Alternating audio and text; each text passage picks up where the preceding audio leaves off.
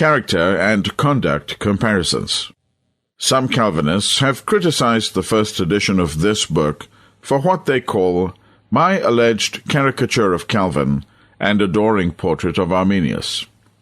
On the contrary, I have simply given the historic facts, which none of my critics have been able to refute.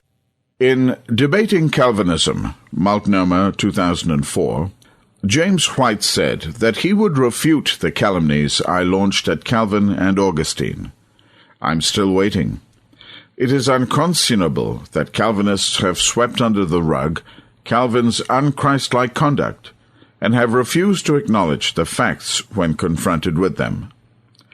There is no denying that Calvin was abusive, derisive, contemptuous, insulting, disparaging, harsh, and sarcastic in his writings and opinions expressed of others.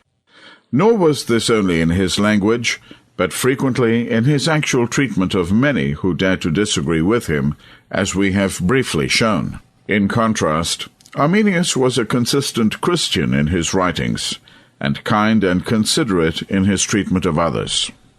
Nowhere in his writings or actions does one find anything of the sarcasm, derision, and contempt for contrary opinions that characterize Calvin's writings.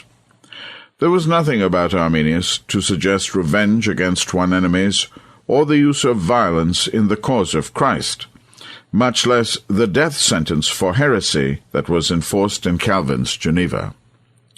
In evaluating either of these two strong leaders, one must also remember that just as the 5 points of Calvinism were not formulated by Calvin, but by the Synod of Dort, so neither was it Arminius who articulated the 5 points of Arminianism, but the Remonstrants, who did so after his death.